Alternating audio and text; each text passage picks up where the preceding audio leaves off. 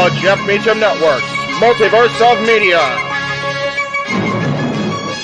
For over 15 years, the recognized symbol of excellence and the standard bearer in coverage of sports and entertainment.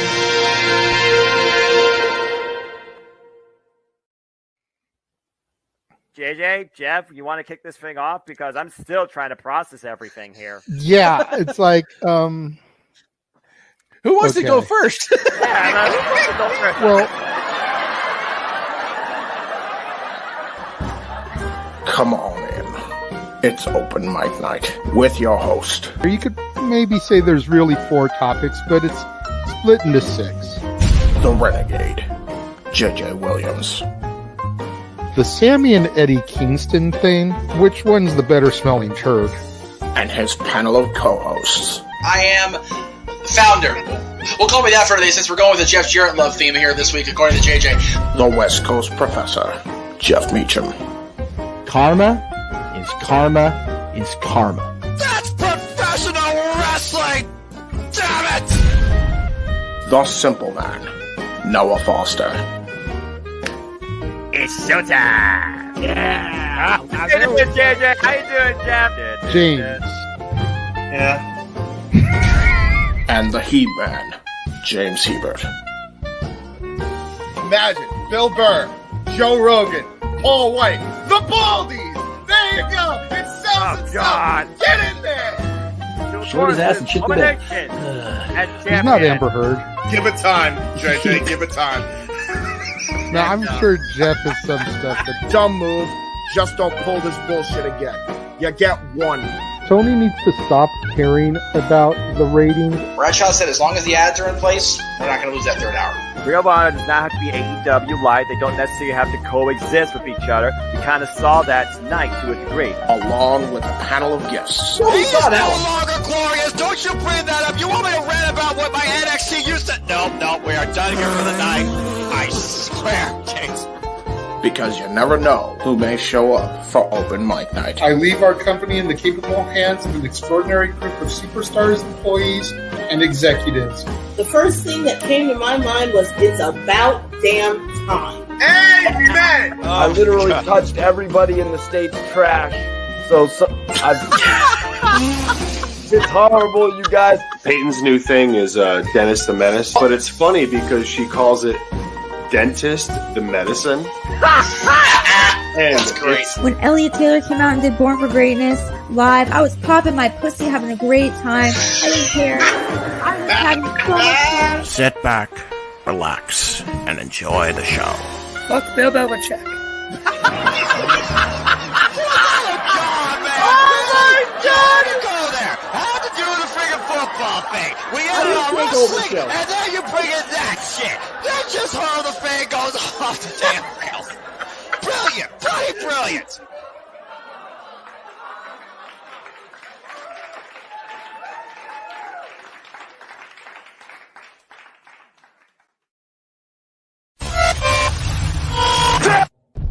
We're here.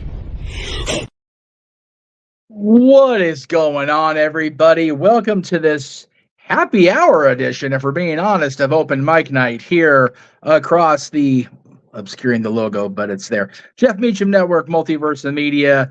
And to the folks in the chat room commenting about the center image, trust and believe we will get to that topic. That'll be post Resurgence. We're going to be covering, of course, and New Japan Strong Resurgence coming up tonight, beginning at 9 p.m. Eastern, 6 p.m. Pacific, and we will conclude our shenanigans today with the main event of Open Mic Night. So stay tuned for that. In the meantime, hi, I am the West Coast Professor Jeff Meacham, the founder, as is said in that ridiculous intro that we have every single week. I am filling in for the moderator right now. We are we're kind of flying by the seat of our pants here. No script because we had an unexpected situation.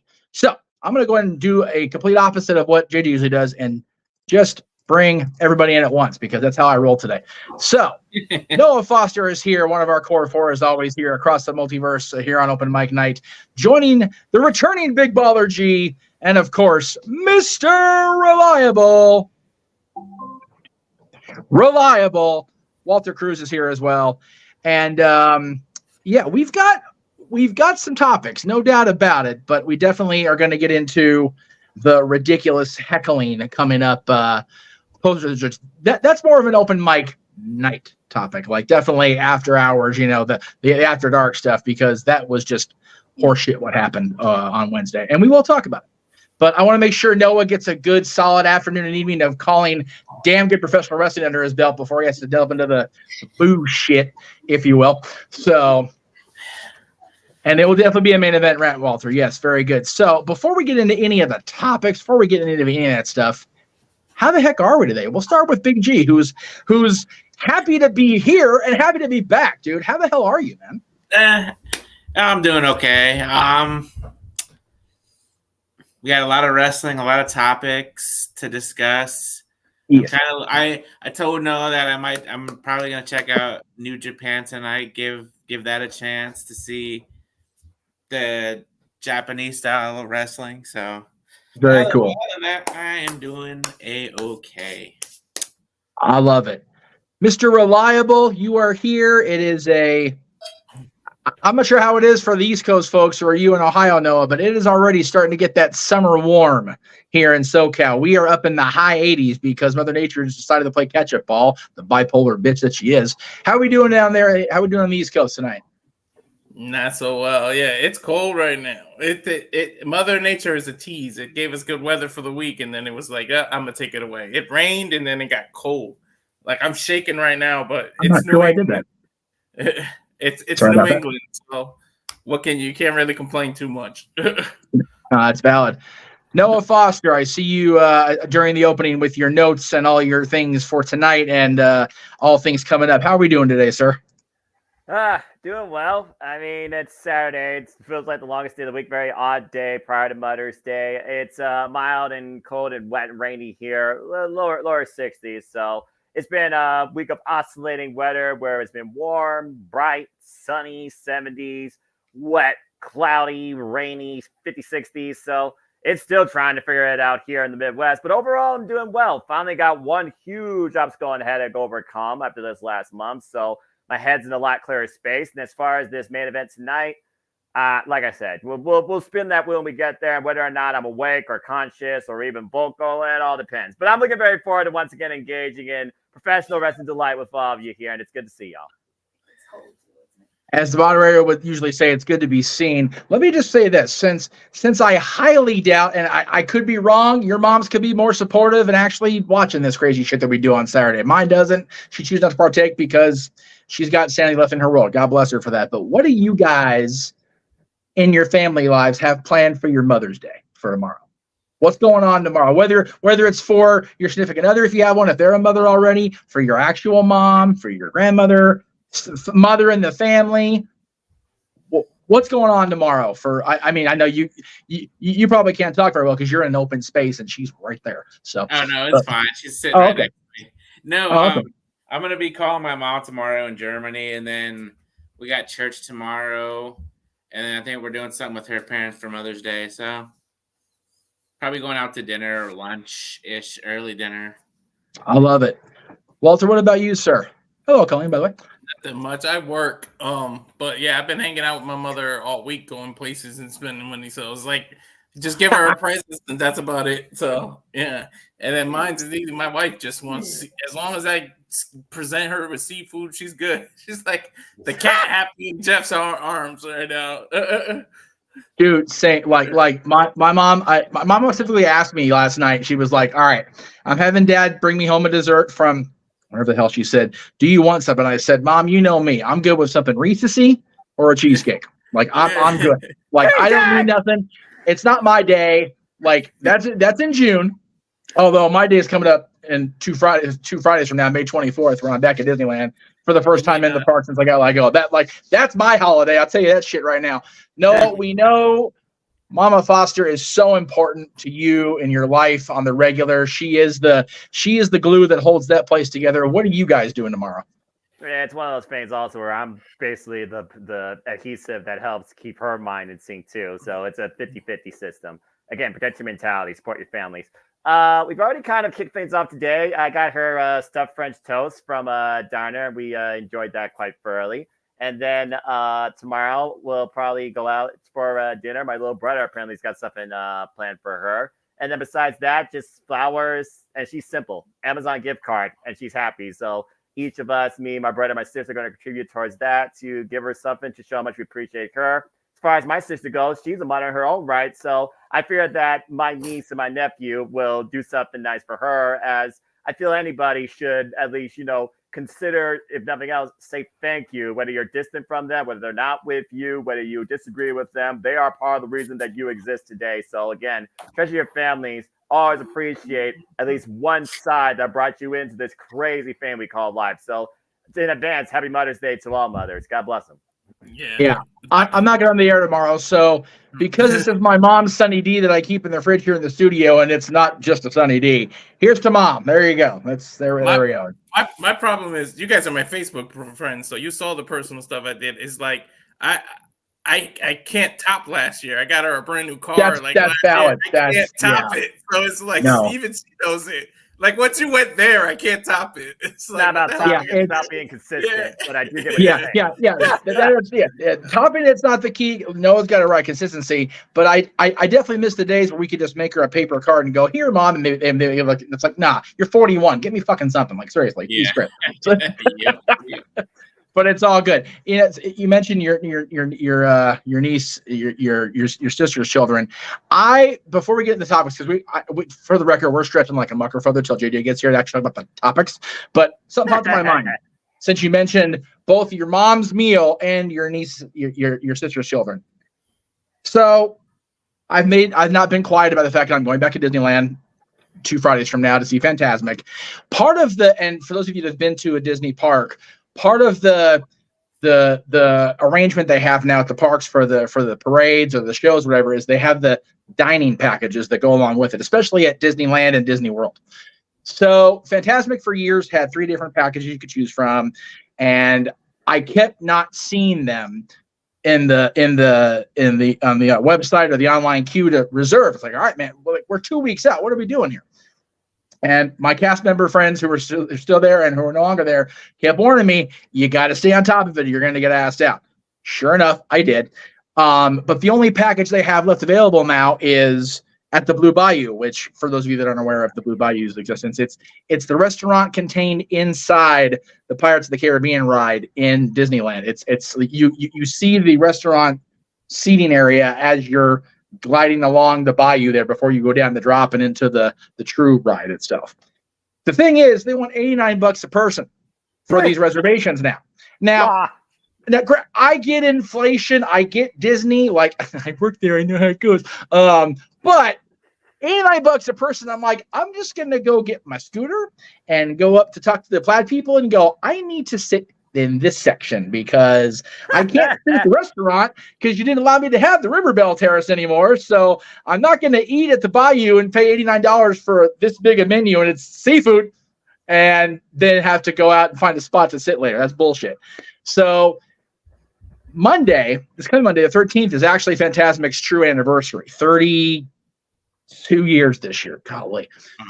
I ordered the ingredients from Walmart through my grocery shopping for the River Bell Terrace's pulled pork sandwich combo. I've got literally pulled pork mac and cheese in a Marie Callender's box, freaking kettle chips, and the makings of a Mississippi mud pie in the refrigerator for a drink. Like, I am going cheap ghetto on this because, damn it, I want my Disney food however I can get it.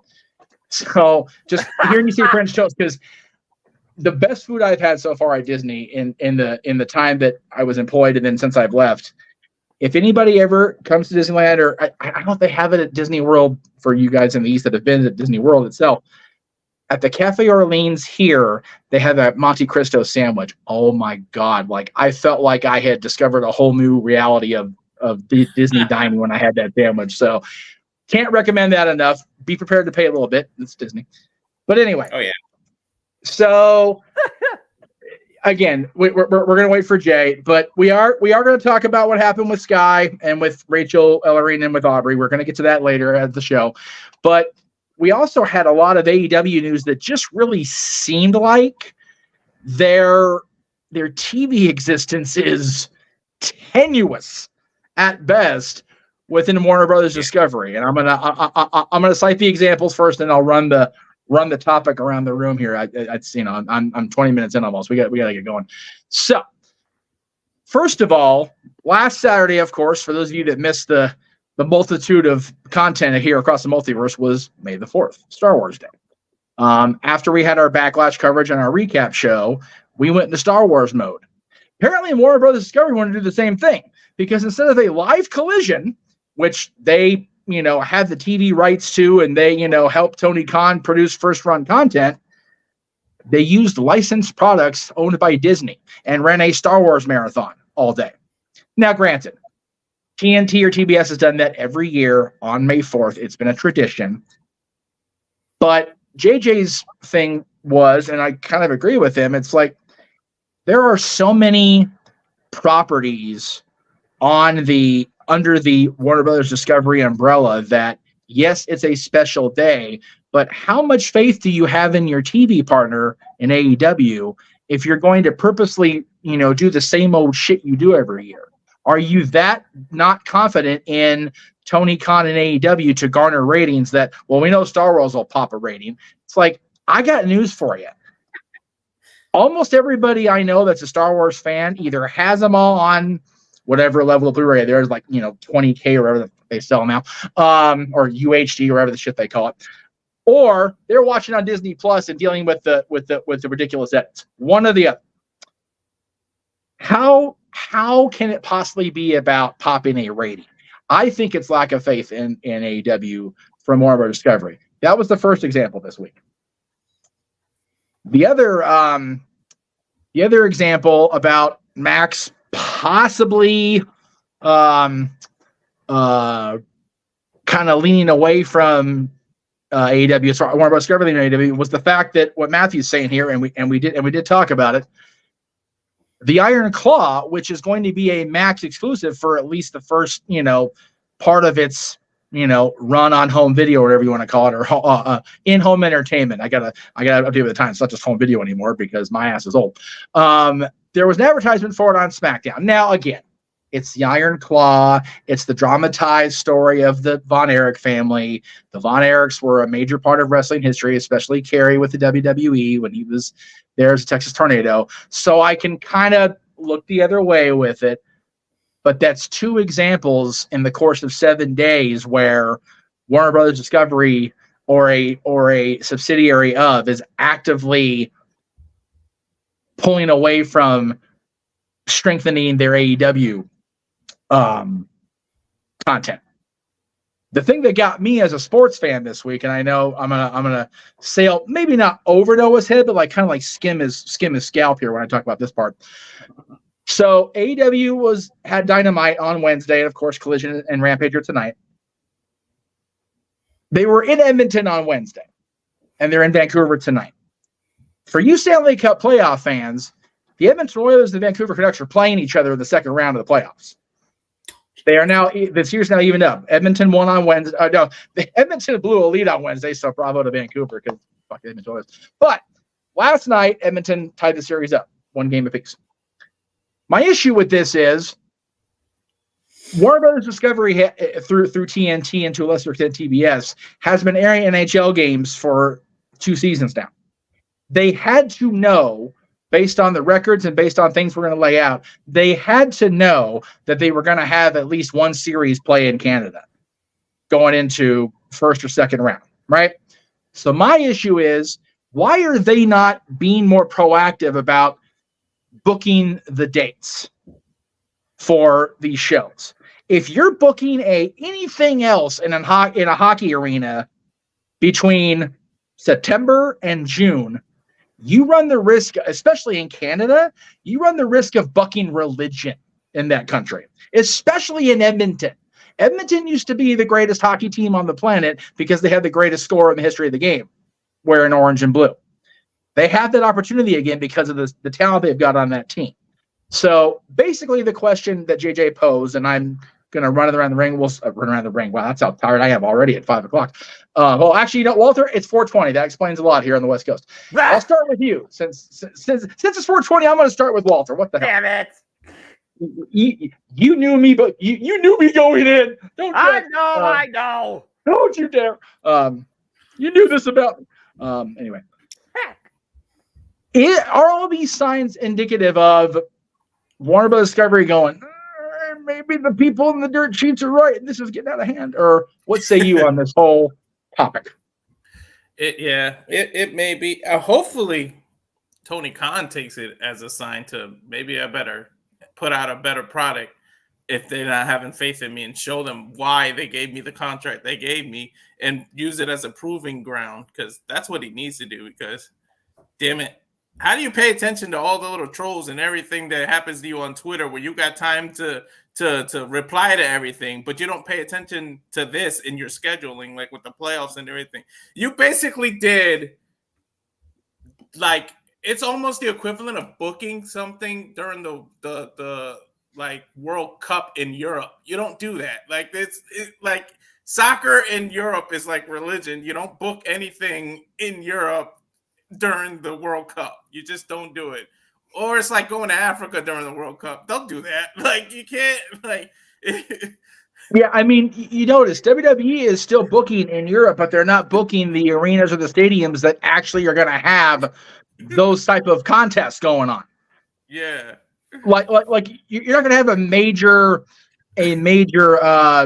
single sport event in Lyon, France in May. It's not going to happen. Yeah.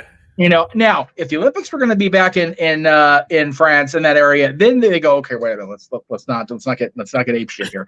But Big G having ties in Europe, that's a valid point that Walter made. But what do you think about all this? I mean, I know you're a fan of Disney, so I know I remember if you're a fan of Star Wars, so forgive me. But okay, you are. Okay, so again, I can put on the Star Wars movies anytime I want and not be like, I'll be entertained, like I'll dig it. But as a wrestling fan, and especially if I'm on the inside, I'm going, hey, wait a minute. These, at best, the most recent entry in that marathon's 5 years old. Yeah.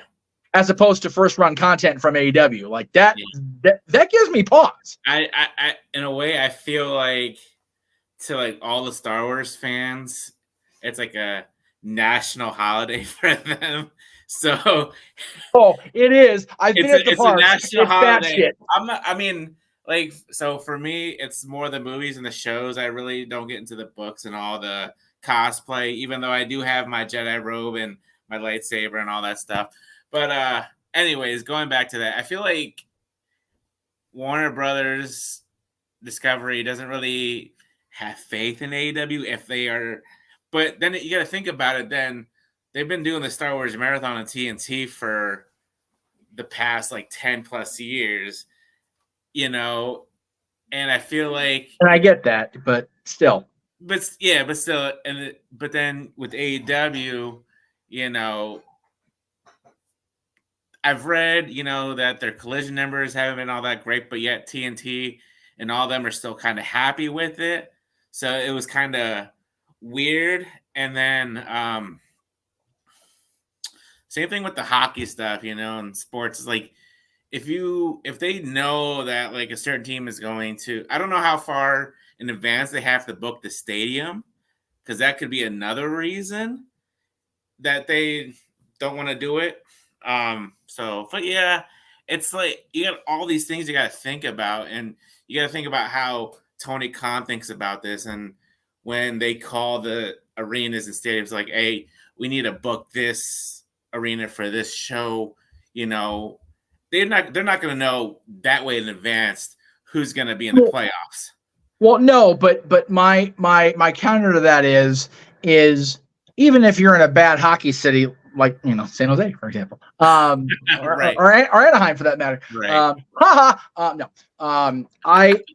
I'm not booking those arenas because there is the chance.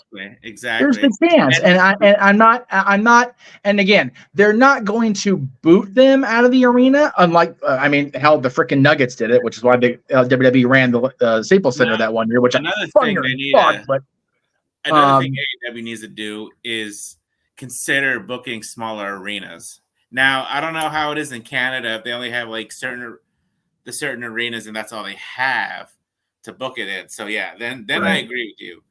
But yeah, And then, like, with the whole thing with Max being on SmackDown yesterday, like we said off air, I think it's just that was purely just for the movie, for the Iron Claw, and it happens to be on Max. And now with Max joining Disney Plus and Hulu in the summertime, it's gonna be, who knows if AEW is ever gonna go to streaming on Max anytime. Yeah, it's one of those things. The big scuttlebutt prior to WrestleMania last year was, is Disney going to buy WWE? Are they going to go in on that venture? Obviously, it didn't pan out that way. But with Warner Brothers Discovery now partnering up with Disney and Hulu, with the Walt Disney Company, because Disney owns all the other shit besides that. Because they own everything because they're Disney. Sorry, folks, that's the reality of things. I really feel like, at least for me, that might actually help AEW. And I say that because regardless of how much the shine has come off of the brand in the last few years, WWE taking their A show to Netflix is huge for Netflix too. So I think Disney, Hulu, Disney Plus, Hulu, and Max all going under one giant umbrella, I think. And again, I don't know the particulars of that deal. I have to go look at it. I know. So it would be one of those.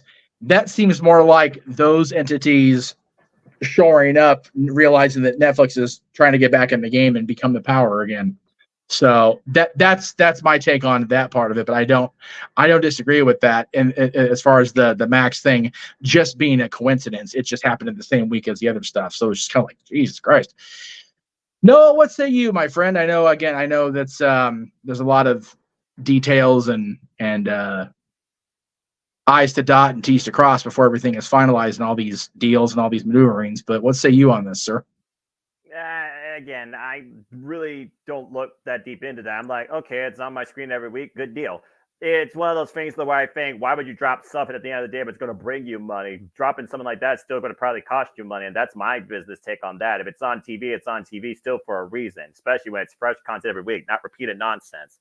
But they definitely need to figure out a streaming deal, especially after what happened with the Revolution fiasco, which is probably why they're pushing their previews now to Triller TV, which I personally appreciate. I would not be surprised if they do finally get a streaming deal together by the end of the year. But as far as, the booking strategy goes and venues, you already see what he's done booking out his entire pay-per-view schedule for the rest of the year. We know locations and dates. So I think it's just one of those things where right now he still, is in his comfort zone and hasn't explored enough yet to bring out the bigger stages where they get their best sellouts to other markets. They're still trying, to build that IP. Saturday wrestling is always going to be Saturday wrestling no matter what you're watching, whether it's Star Wars or some other lame brain movie on TNT or some other nonsense that I don't care about. Sorry, not sorry. I am what I am. Professional wrestling fan only.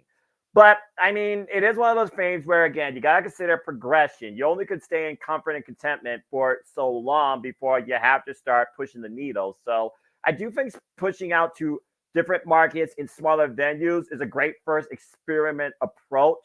Not only to bring professional wrestling out further, but to also bring out the potential of your product further. But it is one of those things where I do think change needs to happen sooner rather than later, more with the weekly product than what they're doing on a pay-per-view front. Because at least now with pay-per-views, you got more flexible market choices to purchase it. But I am holding out for a streaming service this year. I might actually invest in HBO Max if they actually get on there. I've been praying it. Eric's been begging for it. Shout out to HW family. For the longest time. So it's just a matter of where, when, and what.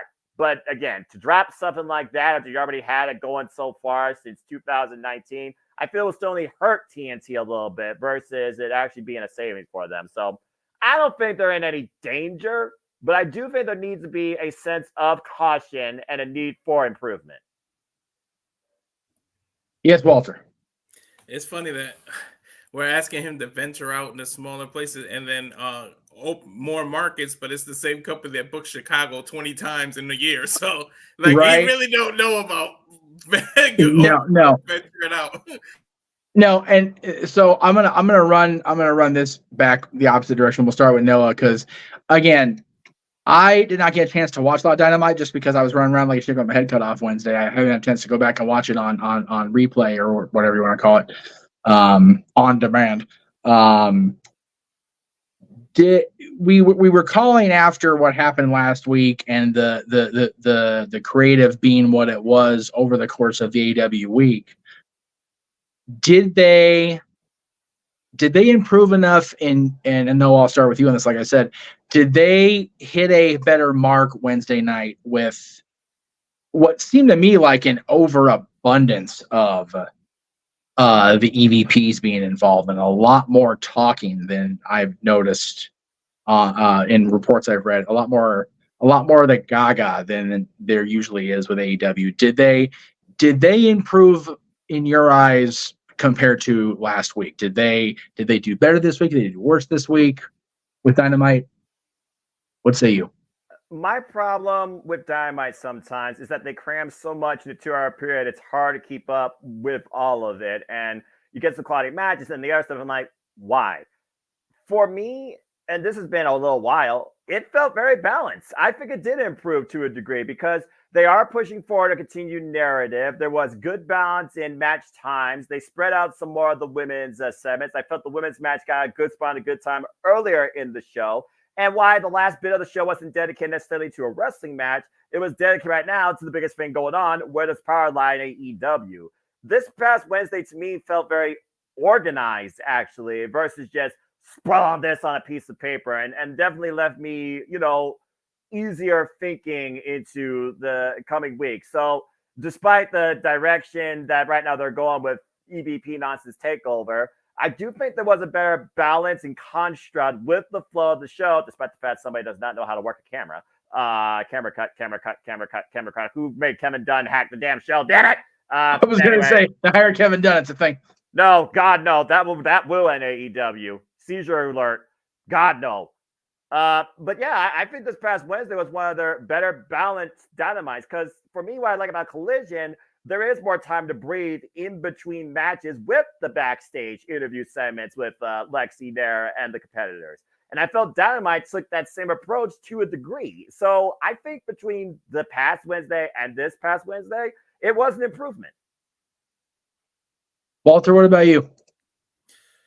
Yeah, I agree that it was balanced and it was an improvement, but I think they kind of forced to be different because even though it's a storyline in kayfabe, the EVPs are running it, so they have to prove that they run the show better than Tony Khan. So it's almost like they have to purposely do it differently so that it looks like someone else is running the show, even though we know who really is running it, but you have to make it look different because it's the EVPs running it. It's even to the point where they ran to like 10:20 or 10:15 or something on the East Coast. They purposely went over. It was like weird, but they were like, we got money and we told the network we bought extra time or something for the story.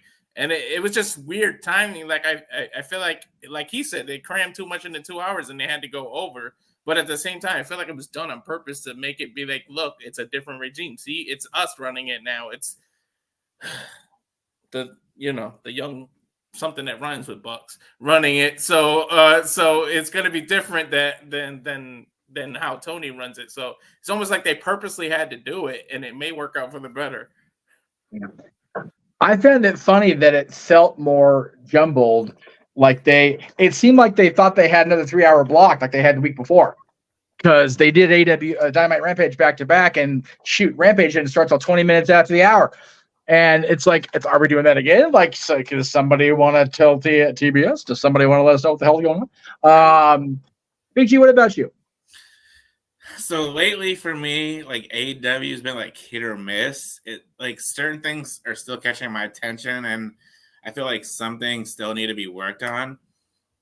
But I listened to Busted Open After Dark with Bully Ray, and I 100% agree with him. It pissed me off. Like when I watched the match between Trent and Orange Cassidy, when he got pile drove onto those stairs, he should have sold that shit. They should have stretched his ass out, and then he gets the pile driver on the stairs, and then I think Trent did not the clothesline, but strung him up underneath the rope, underneath the ring, and then he gets up and tries. I'm like, I was like, I know kayfabe is dead, but at least try to sell the shit. Yeah, and there's like yeah. it's like certain things annoy me about AEW, and you know they have this plethora of talent, but like I feel like in the past couple of weeks with the EVPs with the old farts, I don't know. Like I said, it's really hit or miss for me, and I don't know if it's just me missing Britt Baker. I know she's out with injury, and she's been doing DDP yoga with DDP right now. Yeah.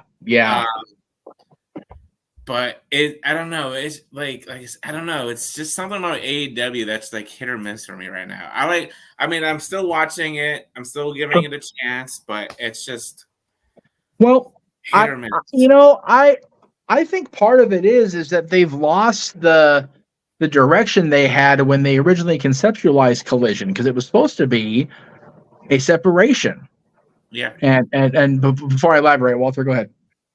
Yeah. No, I was just going to say, Tony purposely sat out and said we won't make a lot of the same mistakes that WCW did, but with these no cells and shit, they basically keep doing the Big Show coming off the roof and being on Nitro an hour at 30 minutes later, or being on the pay-per-view 30 minutes later thing over and over again. It's like Big Show came out of a monster truck, fell off the roof, and then he was in the ring like less than an hour later. This is basically what all this no-showing does, and it's like could you not?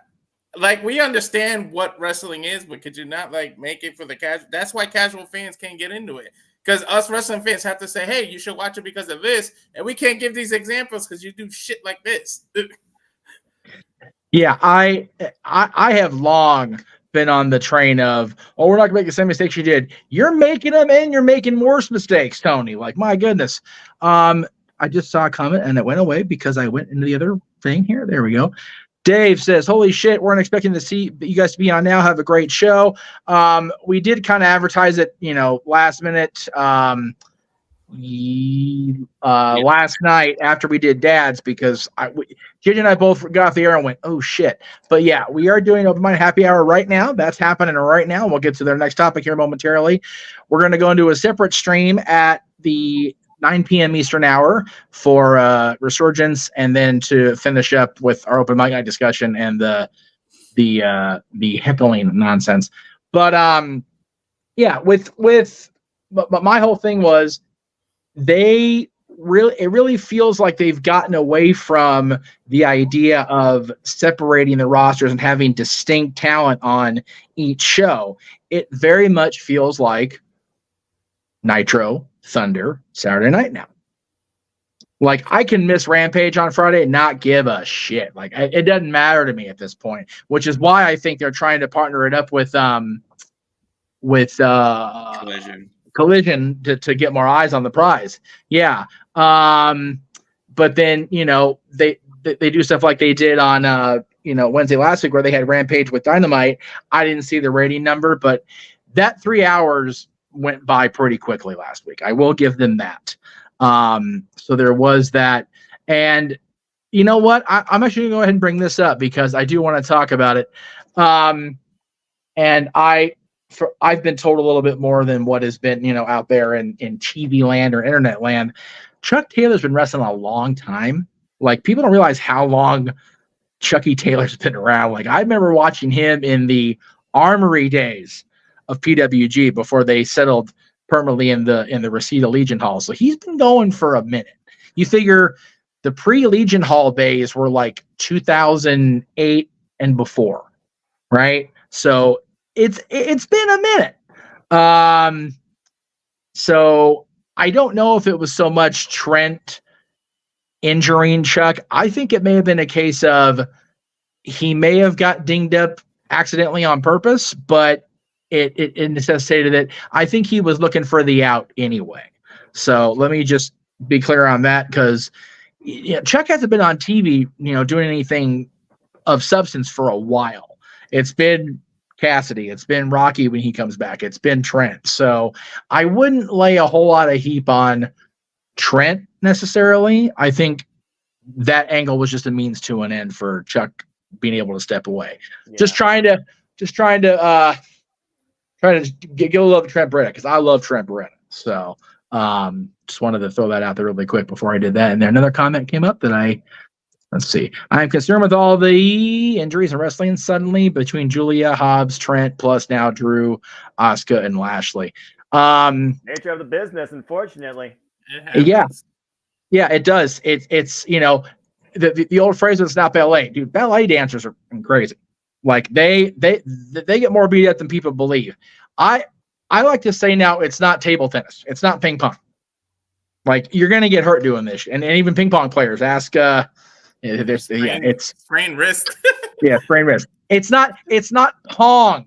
Any 90s kids? It's not tiddlywinks, folks. And even then, you get a freaking errant one in the eye. That's a whole other thing. So that's just on a digital screen. Right. Yeah, it's not Minesweeper, folks, and even then you can get carpal tunnel. Anyway, yes, sir. I would say the other thing, what the other problem with Collision was, it was set up to be for CM Punk and be separate from him. And then when TK fired him, it's like they shot themselves in the foot. Now they don't know what to do with Collision. That's the problem. Well, but to G's point, there's so much talent on this roster. Exactly. You can't tell me there's not enough room with 4, 5 hours of first run programming where they can't give everybody a little love. It's the same thing they did in WCW. Mm-hmm. Bischoff went out there and bullshitted about, I hired Bret Hart because I needed somebody to anchor Thunder. Thunder became a why the fuck am I watching this on Wednesdays show. That's what it was. Or Thursdays for a while too. So Thunder was horrible. Thunder should have been called Blunder. It would have made more sense because that would have been the reality of things. My God. And poor Saturday Night, man. That was the mothership, baby. That was the flagship for 25 years, if you will. And nobody gave a shit once Nitro started. Like nobody even cared. And there were so many shows in syndication for WCW at that point too. At least AEW doesn't have that problem where they're not, having shows that mean absolute nothing. But there are so many people on that AEW roster that could benefit from even a segment, on Rampage or Collision or whatever.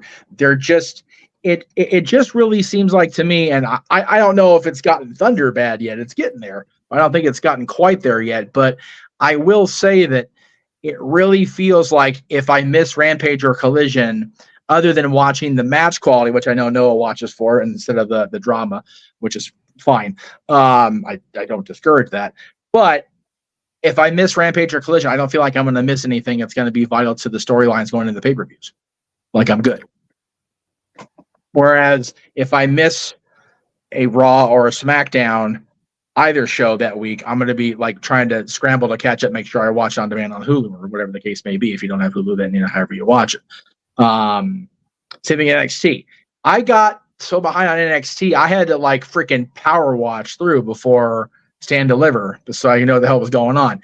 Also, it went around in our chat. Who watches Ring of Honor regular? It's like I had to pause my subscription because I just wasn't home. I wasn't able to get in front of the TV and watch Impact when it starts for us at 5:30 here on the West Coast. I wasn't able to, get in front of the TV and watch Ring of Honor really any time because there's been so much going on around here that I really feel like as much as I was all for all this wrestling, there's so much wrestling now, it's great. It's like, man, I'm overwhelmed now.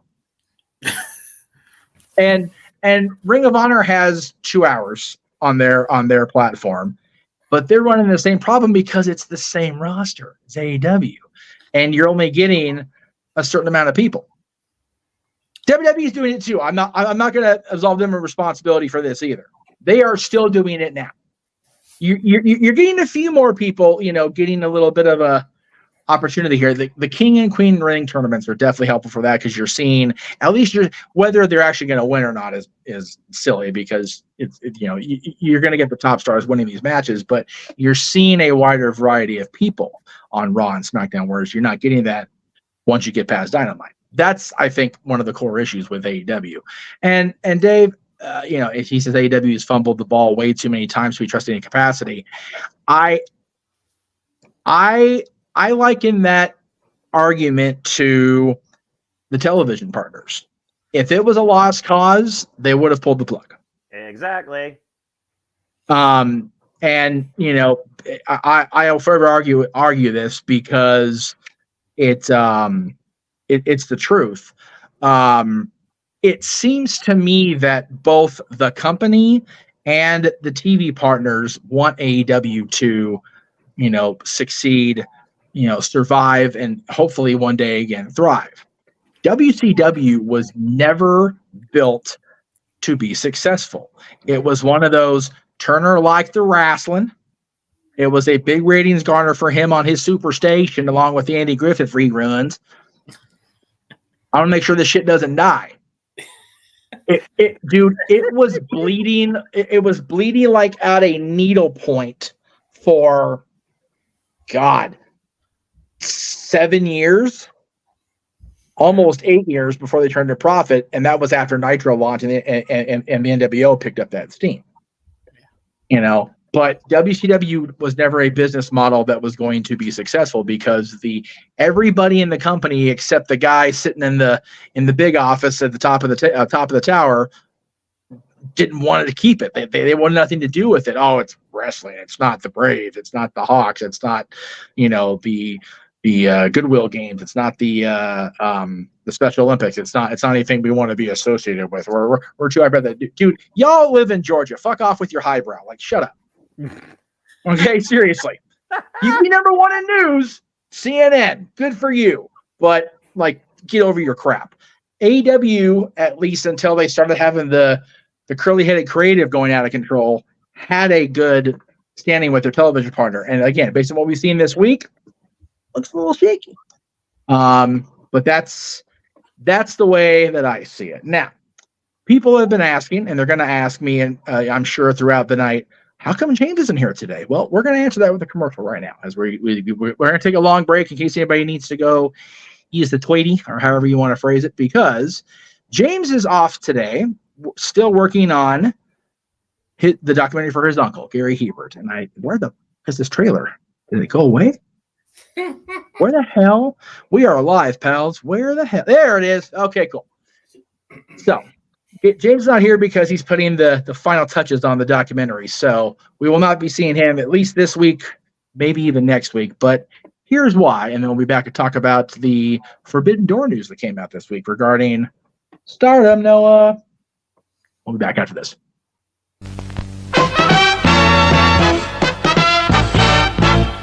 And now, preview time.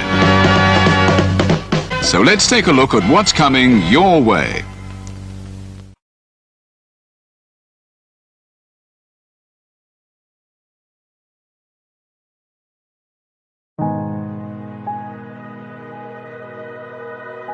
Gary Hebert, the man, the myth, the legend. I was amazed, and I was looking to become a better skater myself, and I wanted to be like Gary.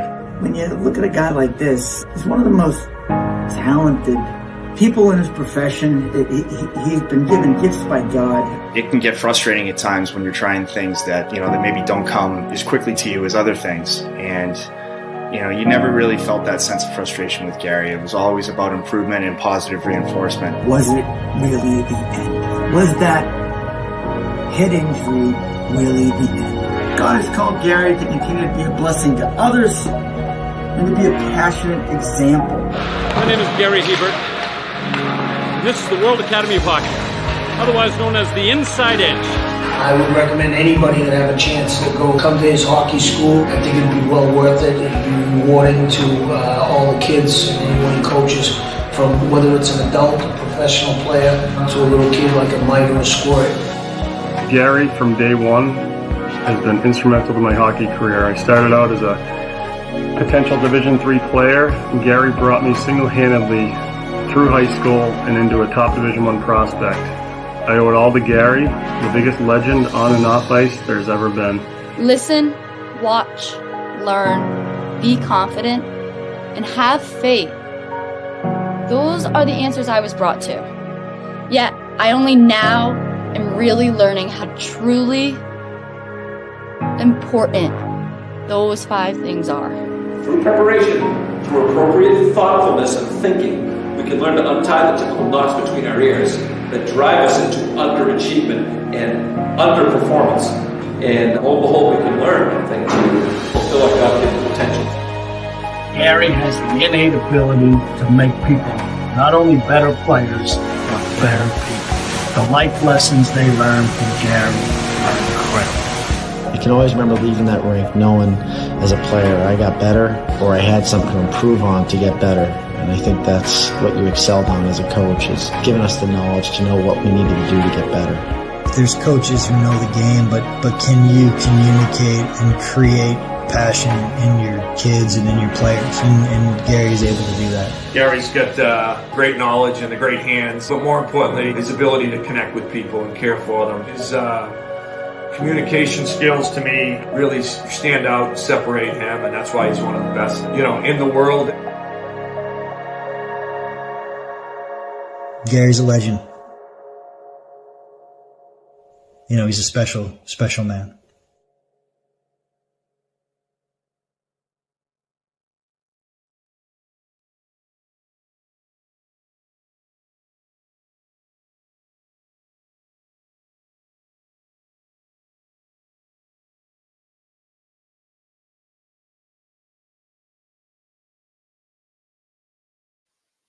And we're back. Just want to point out really quick, Connor Garland, who you saw toward the end of that trailer, is currently on the Vancouver Canucks. So he is still in contention to be a Stanley Cup champion this year. And they're playing Edmonton. So go Connor and go Canucks. Just petty as shit. Don't care because I can't stand the Oilers. And they beat us anyway, so pissed on them. All right. So we are going to wait just a couple more minutes because a certain moderator is rebooting the PC. He will be here momentarily. So let me go ahead and let's see what's in here that I can stall. You know what? I can run, not run, but I'm gonna do a little retro advertising. So if you guys missed last weekend's open mic night, last Saturday's open mic night, it was a game night for us here across the multiverse, and I can't encourage enough to go back and watch it. It was a lot of fun. We did, because it was May 4th, we actually didn't counter program against our flagship shit. We incorporated it, by God. And it was Star Wars trivia in the style of Jeopardy. We had a blast doing it. Everybody had fun in the chat room. Everybody had fun watching it. And open mic night got interesting, to say the very least, afterwards. Please go back and watch that in the archives. Prior to the Star Wars portion of our day, we had Walter and Noah and JJ talking about who they feel will be the next people to hold the individual top titles, for lack of a better term, within WWE, TNA, and AEW. And we also, yesterday, JJ and his father and I celebrated 60 years since the Beach Boys went to their first #1 with I Get Around. So definitely want to encourage you guys to go back and watch that. We had just over 2 hours. I only went over 2 because we couldn't stop promoting and jibber jabbering, as it were. So please go back and watch that from yesterday. It was a hell of a show. We enjoyed it thoroughly. But I did speak his name, and he is not Joe Hendry, but he did appear. Ladies and gentlemen, JJ is here, everybody. How you doing, boss? Nah, I feel you. Well, since you were here before the top of the second hour, we'll go ahead and get your thoughts then on this seemingly inevitable separation between Warner Brothers Discovery and AEW. But I presented it, as it happened. We talked about it in the first hour. Star Wars movies being run over instead of Collision during May 4th, and again, it's May 4th, so it's your tradition. The Max advertisement of Iron Claw being on SmackDown last night, and then the hockey thing I pointed out to you in private. I threw it out there on the air this week because they're counter programming against a religion in Canada. Like, that's stupid. But anyway, or counter booking, I should say.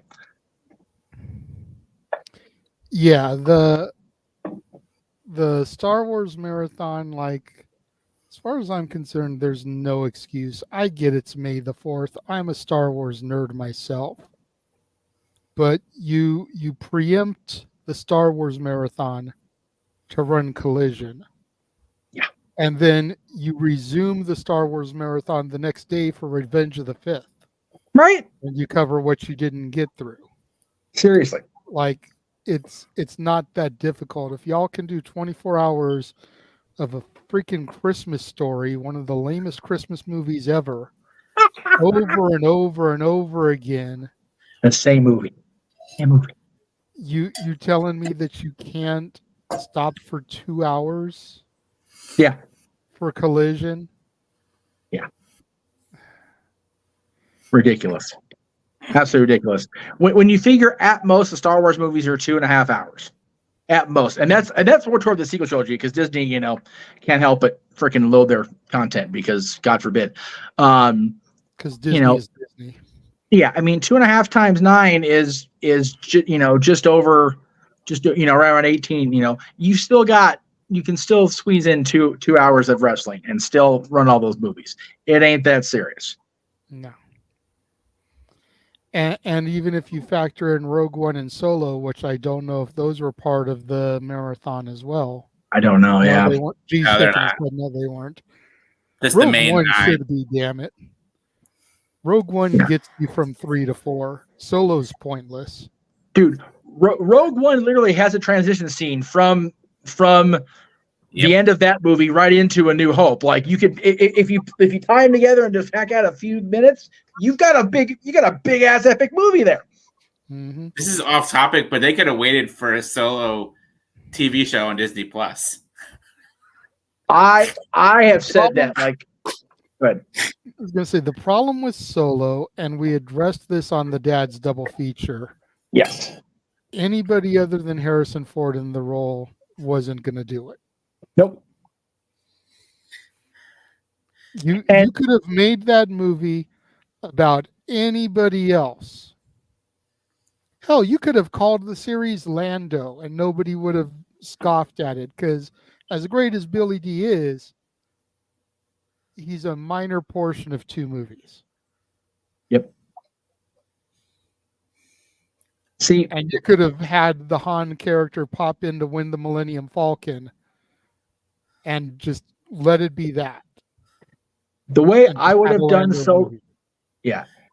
If you're going to insist on doing Solo the way they did it, have like a moment at the very beginning when, okay, this is a spoiler for The Force Awakens. It's been almost 10 years, but I'm still going to be a courteous guy because I'm just that nice a motherfucker. The moment Kylo shanks him, you have this life before your eyes moment, and that's how you get into the movie. That way you got Harrison Ford in it. Like, if you're going to keep it the way it is, Disney, whatever. But at least have Harrison having that reflection, like, how did I get here? Oh. Or even have him bookend the movie and have him be the narrator. Right. Something. Talking about his younger years. Something where you get Harrison involved. The real funky Star Wars dissolve, and now all of a sudden you're in a flashback movie. Seriously, as he's walking on that platform, isn't that what they did with the Indiana Jones adventures? Yeah, right.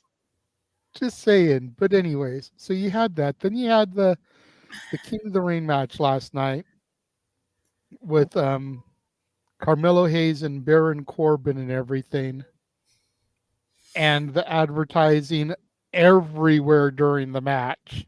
Right. For Max. And granted, they were pushing the Iron Claw, but the Max logo was almost as prominent as the Prime logo on the ring throughout the entire match. Yeah. Yeah. So I do wonder if Warner Brothers Discovery has kind of had their fill with the shenanigans. You know, why else would they be promoting a show on their streaming service on the #1 brand in the world instead of on Dynamite? Yep. I'm just saying. Yeah. Both those things happened in the span of an actual week, 7 days. The Star Wars preemption and the Max advertisement. That is indicative as hell to me that they're looking to get out. Yes, sir. It was like AEW just got shafted again by us about talking about Star Wars. That's valid. But no, it's like. But it's so, part of the thing. I know. No, I it know. was. Conversation, you know, and I know you guys did that for the first part of the hour, which is probably why Noah looks bored to tears here, because it's like, didn't we already discuss this shit? Didn't we roll a commercial so we could get into talking about Stardom and Forbidden Door and something I actually give two fucks about? Well, I just want to make sure we allowed you to do your No, I have know, your and have your moment I before do you. appreciate that. You know, I mean, I know. It's okay. I was so ready to give a diatribe about it, and I'm sure pretty much everything has already been said now. So let's go ahead. Yes. And let's transition. Let's do a Star Wars fade and move into the fact that it was announced this week. Noah, you paying attention? That Stardom is I'm going listening. to be a part of the Forbidden Door. Yes. And I gotta wonder. I have two trains of thought about this. Number one, and I hope I pronounce her name right, but this has to be leading towards Toni Storm versus Mina Shirakawa, right? With Mariah May as like the person they're fighting over. Where will Mariah May go? Right. Like, you almost got to figure that's got to be the match. Otherwise, what the fuck are we doing here? Yeah. No disrespect, I don't know anybody else from Stardom. I actually figured I would let Noah lead this part of the conversation. Oh, there you go. Out of everybody here, he's probably the only one that follows Stardom. That has to be what we're building towards, right, Noah? I mean, for their inclusion in this, is there anybody else in Stardom that you could legitimately see crossing over for a match, considering there's only 2 women's titles on Forbidden Door, unless someone from Stardom is going to defend one of their titles on the show too. I don't know if Tony Khan's going to allow 3 women's matches on a pay-per-view. That's going to take away from, you know, the other bullshit matches. But your thoughts, sir. You go ahead and kick this one off.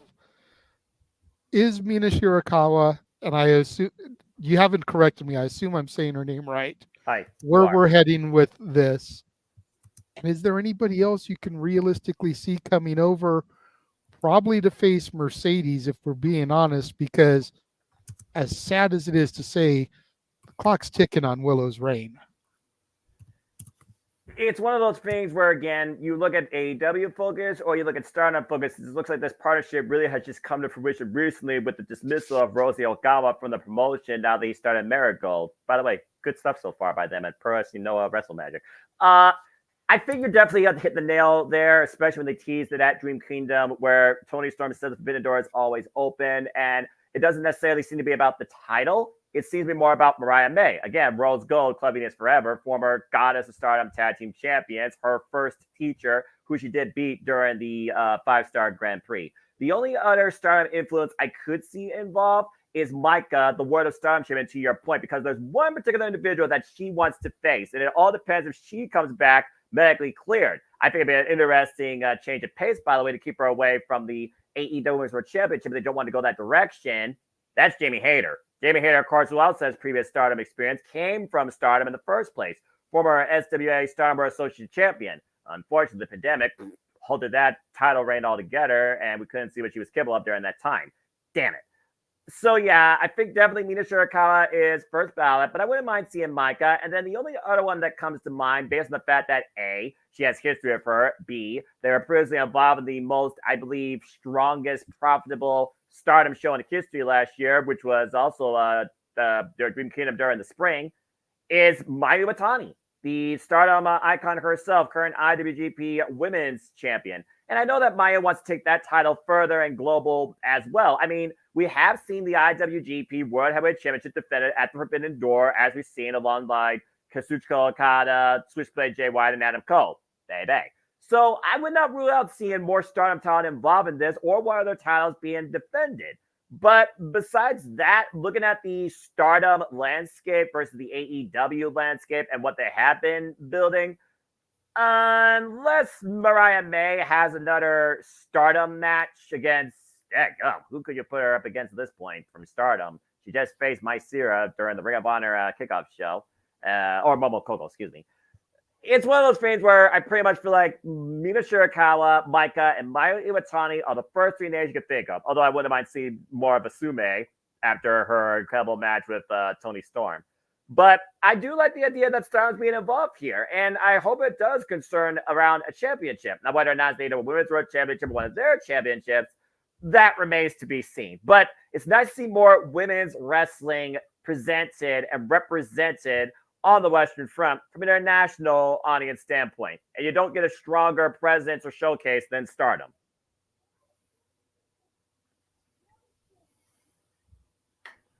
So, he went second. So, for those that are wondering, by the way, why we wait for him to toss the ball here, for those that don't know, hi, I'm Noah. I don't talk a lot about stuff because I'm antisocial introvert, but I love talking about showcasing passion and discussing and storytelling. Professional wrestling, damn it! And like that's right. And like that, who's named the marquee, I am one of the biggest advocates to women's wrestling. Respect the women for what they do in the ring athletically. Why you admire their beauty. Just don't be one-sided, one-dimensional fuck up in humanity. But that's a whole different conversation, I'm sure. Yes, that'll be post-resurgence. Look, you all can rant. I'll just do a Sermon on the Mount, or I'll just GTS. But that's a whole different conversation. Anyway, for those that don't know, Stardom is by the way, to the uneducated. And again, that's what we do here. We try and bring you in. We try and tell you everything. Stardom is an all-woman international Japanese professional wrestling promotion that's been in existence since 2010.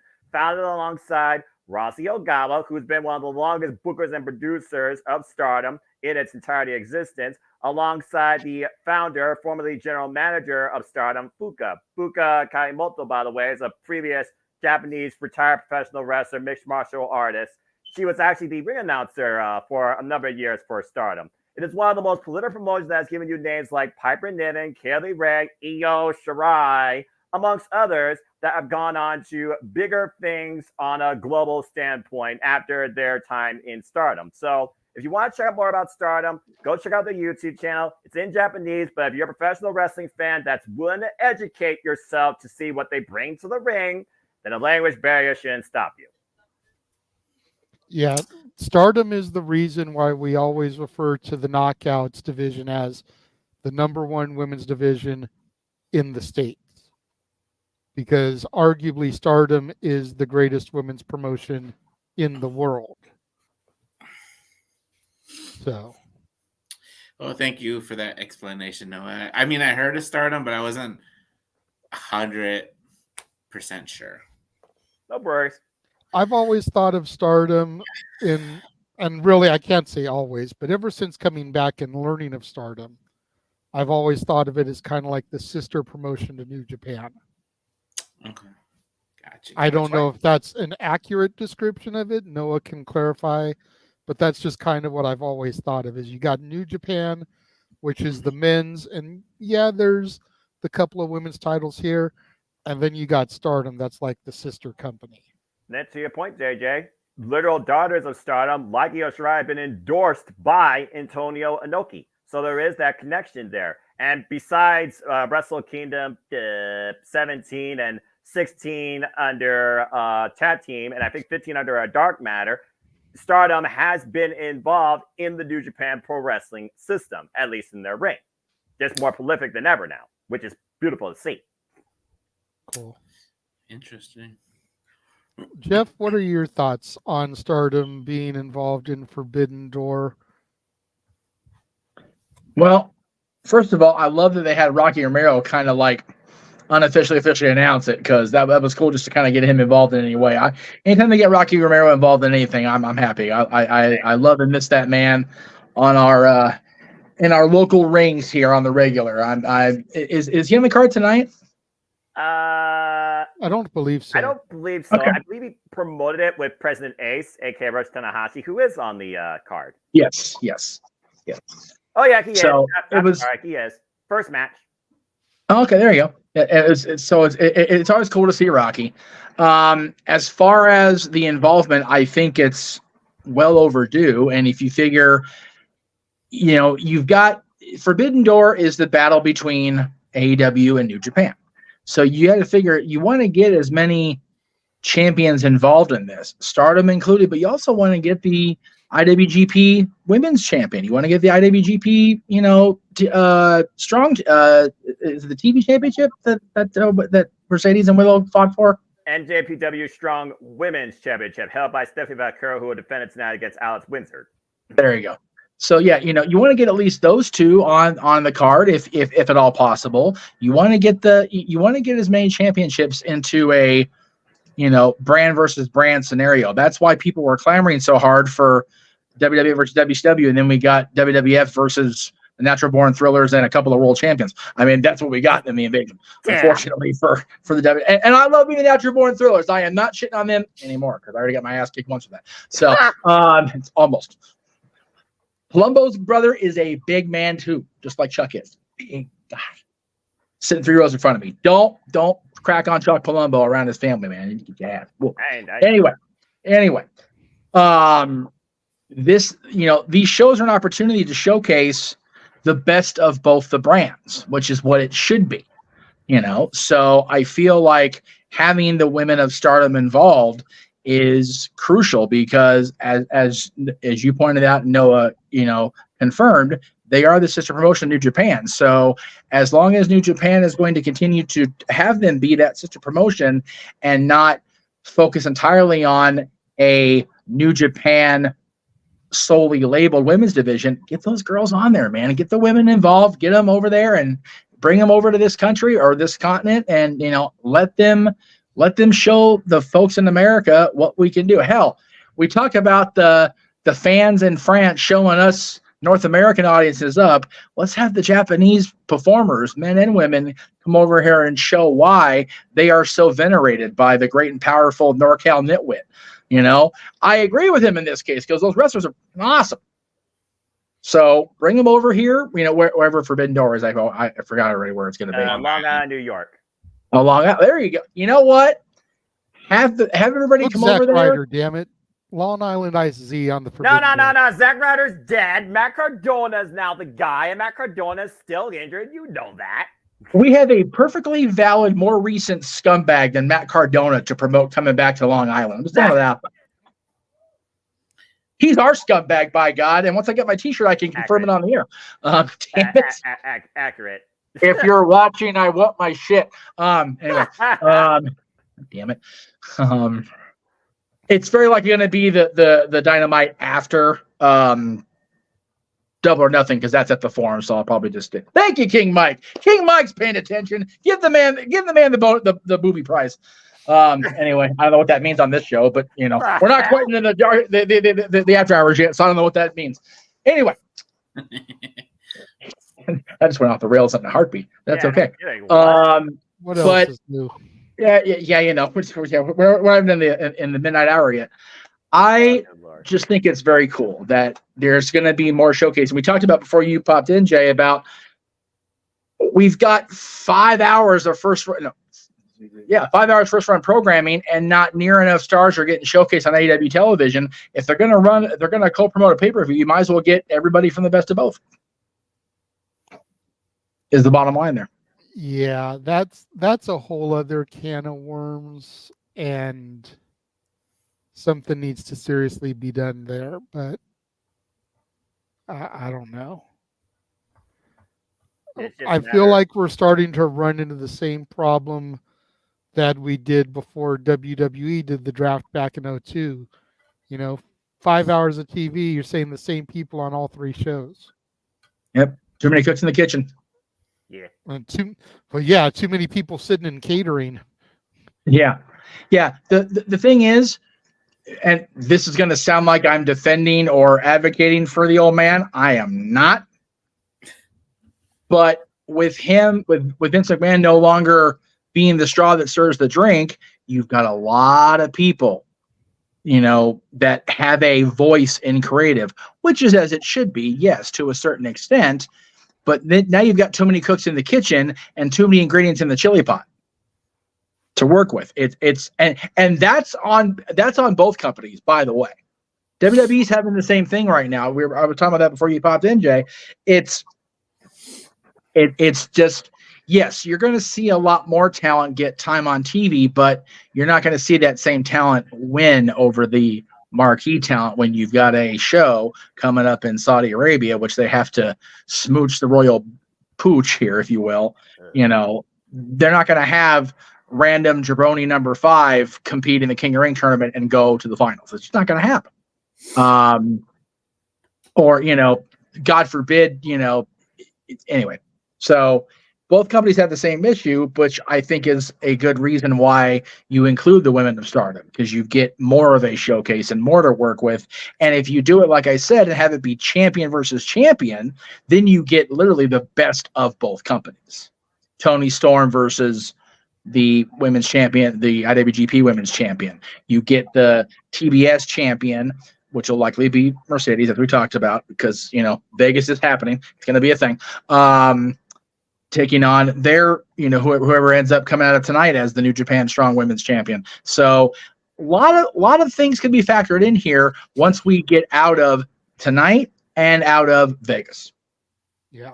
As to who we see on June 30th in Long Island. Yep. And please let the MJF be among people we see, because damn it, that I know he's still having the surgery rehab and he's recovering, but that boy's face in Long Island will pop a number and will pop a crowd. Accurate. Hell, even if he's on a Titantron, it'll pop. Yeah, even if they put him on the freaking video wall and just, you know, have the people go like something. Say his name and have him appear. Right. The chance will break out at some random point. I just know someone's going to try and make a reference or show up at some Burberry something, and that's how you get the MJF present known. I just know something like that's going to happen. It has to. Dude, I found out there's a Burberry store in our mall. I'm still gonna buy a scarf to get my with my MJF shirt once I get it. It's gonna be a thing. I can't believe I'm saying this, but the way they've been trolling everybody, don't be surprised if the Elite come out with Burberry scarves and everything to troll the crowd. Dude, if I'm on the air or in the director's chair, I will pop on screen and I will blow a gasket. It'll be a thing. God. JJ, what are you trying to do here, JJ? I'm just saying, Noah. It is early, Williams. It's too early for the friggin' ginger snap. Not a good idea. Walter, it's on you, good sir. What are your thoughts on this?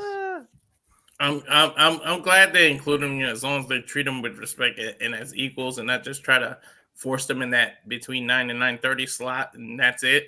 Like, if you're gonna showcase them, then I'm all for it. But I kind of saw this coming as somebody who, like, I went to big business in Boston and there was some Stardom people like on dark matches. I don't know if they were testing the market or they were there. A few of them were there. I sent you guys videos on the chat when I was there. There were some Stardom people there and testing it. I was asking Noah, who's this? Who's that? I was like bothering Noah when I was at big business. But yeah.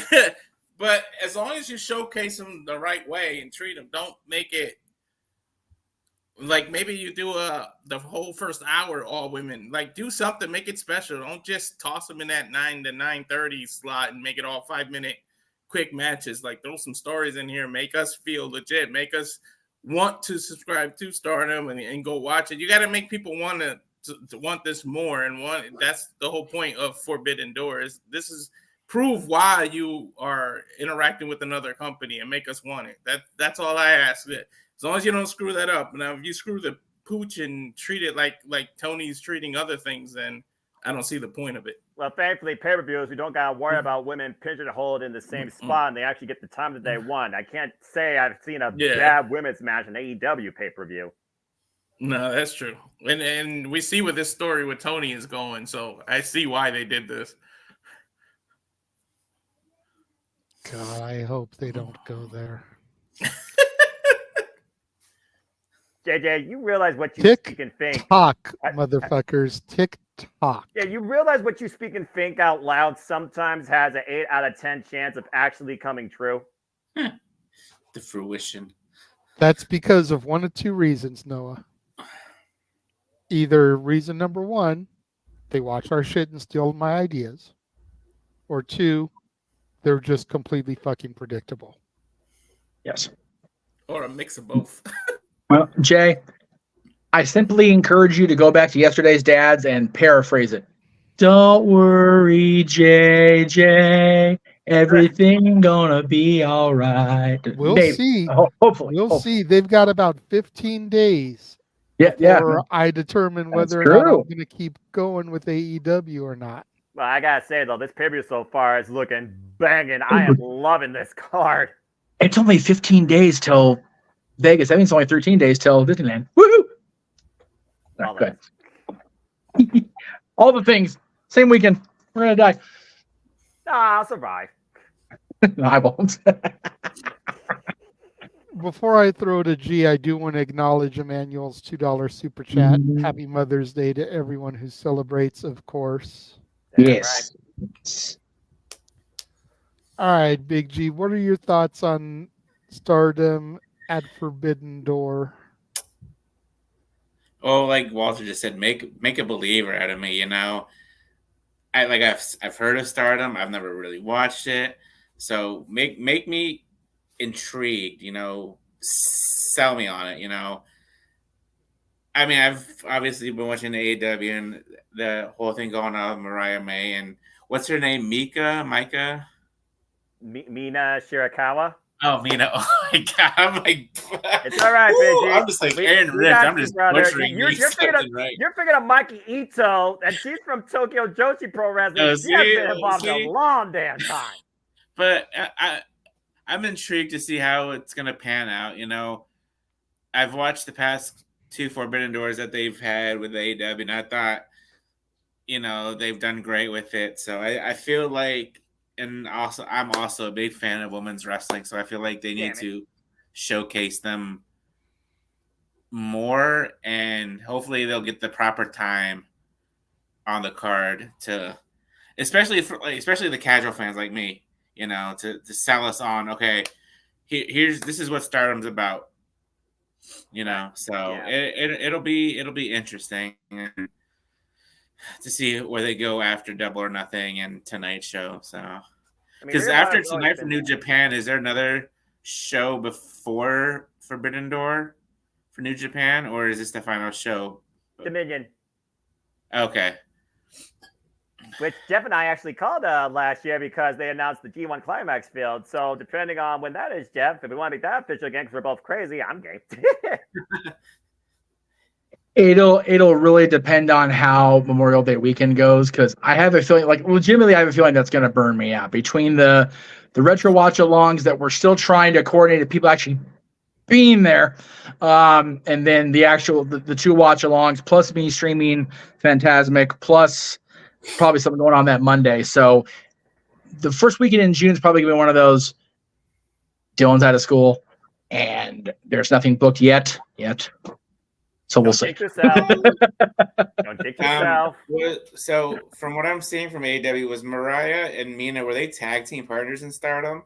Correct. She was part of her faction, Club Venus, and during her Stardom excursion, over 99 matches, by the way, in 1 year, her and Mina Shirakawa became tag team champions. And one of her last matches in Stardom was against Mina Shirakawa during their version of the G1 Climax, the 5-star Grand Prix, where Mariah May did win. So basically, Mina Shirakawa is Mariah May's senpai, her teacher. Okay.